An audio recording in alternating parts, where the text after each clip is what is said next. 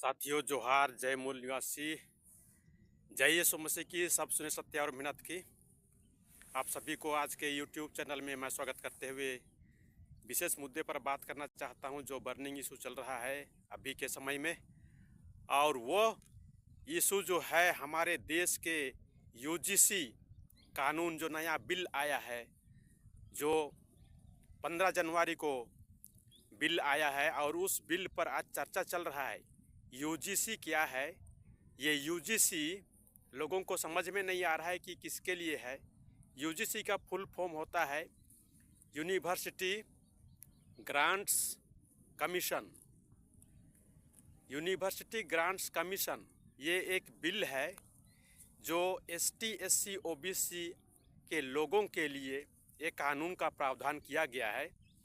और इस कानून में जो यूनिवर्सिटियां हैं, जो शिक्षा संस्थान हैं, उनके लिए एक अनुदान दिया जाता है। हिंदी में इसका अर्थ होता है विश्वविद्यालय अनुदान आयोग। तो विश्वविद्यालय में जो अनुदान आयोग है, ये एक बिल है, कानून है, बनाया गया है जो आदिवासी, दलित और पिछड़े वर्ग लोगों के विद्यार्थियों के लिए है, जो यूनिवर्सिटी में पढ़ते हैं उनके लिए है। और यह कानून इसीलिए बनाया गया है क्योंकि आदिवासी, दलित और पिछड़े वर्ग के लोगों पर बहुत ही अन्याय, अत्याचार और उत्पीड़न सहना पड़ता है, इतना तक कि यूनिवर्सिटी शिक्षा संस्थान में भी। और उस चीज़ को रोकने के लिए ये कानून आया है। तो इस कानून को जो जब लागू कर दिया जा रहा है तो बहुत सारे लोग विरोध कर रहे हैं, जो जनरल कास्ट के हैं, जो अपर कास्ट के हैं, जो सवर्ण हैं, जो मनुवादी लोग हैं, ये इसका विरोध जोरदार से कर रहे हैं। लेकिन साथियों, हमें समझना पड़ेगा कि ये कानून क्या है। ये कानून यही है कि जब यूनिवर्सिटी में जो पढ़ते हैं एसटी, एससी, ओबीसी और माइनॉरिटी के लोग, तो वहाँ भी उनके साथ अन्याय, अत्याचार और बहुत सारा उत्पीड़न सहना पड़ता है। और ये अत्याचार किसके द्वारा किया जाता है? ये जनरल कैटेगरी, मनुवादी और ये जो उच्च वर्ग के लोग हैं, वही लोग उत्पीड़न करते हैं। और इसलिए ये प्रावधान किया गया है कि उनके लिए एक ये प्रावधान हो कि जब उनके ऊपर अन्याय, अत्याचार या तो उत्पीड़न हो रहा है तो वे कंप्लेन कर सकें, शिकायत दर्ज कर सकें। और शिकायत दर्ज करने के बाद उन पर सुनवाई होगी और एसटी, एससी, ओबीसी के लोगों को न्याय मिलेगा, उनके पक्ष में बात होगी और उसको रोकने का काम किया जाएगा जो अन्याय, अत्याचार हो रहा है उस पर।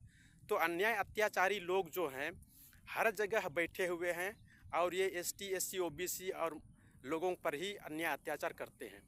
तो वे लोग जो जनरल कैटेगरी के लोग हैं वो कह रहे हैं कि ये काला कानून है।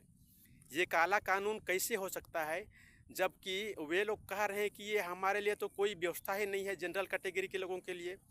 तो जनरल कैटेगरी को कौन सताता है, कौन उत्पीड़न करता है, कौन उनको प्रताड़ित करता है जो कि उनके लिए ये कानून रहेगा? सताने वाले, उत्पीड़न करने वाले तो वही लोग हैं। चूँकि वही लोग हैं तो उनके विरुद्ध में तो बनाया गया है। उसको रोकने के लिए समानता का अधिकार जो संविधान में दिया गया है, संविधान में समानता, बंधुता और न्याय की व्यवस्था जो दी गई है, उसके आधार पर किया जा रहा है।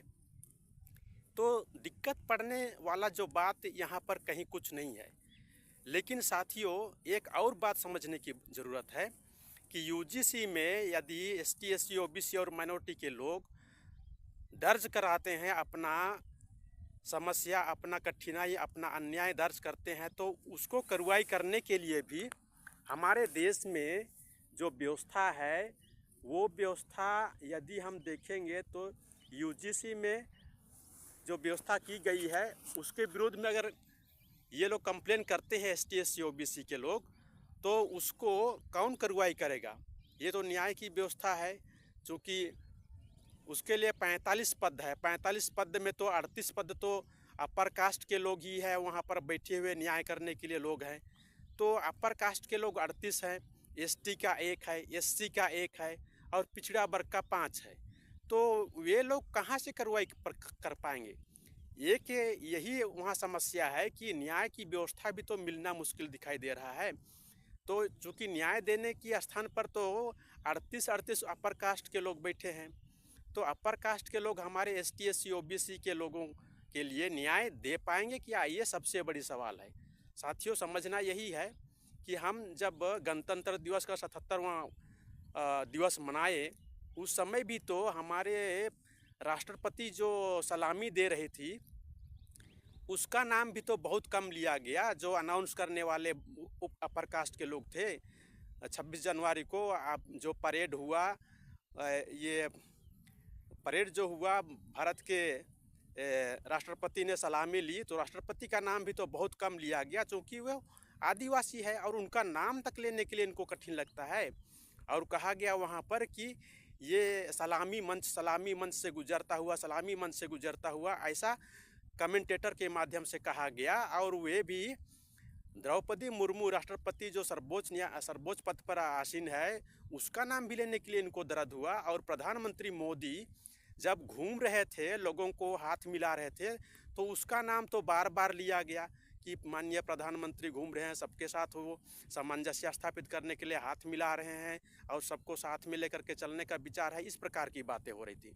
तो क्यों द्रौपदी मुर्मू जो है, उनका राष्ट्रपति होने के बावजूद भी उसका नाम सम्मान के साथ क्यों नहीं लिया जाता है ज़्यादा?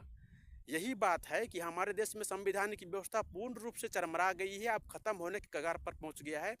हमें संविधान को बचाने के लिए आज भी आगे आना पड़ेगा। साथियों, आप सबों को मैं यही समाचार देना चाहता था। सबों को जोहार, जय मूल निवासी, धन्यवाद। यो बिना गए चैनल को लाइक, शेयर, सब्सक्राइब करें।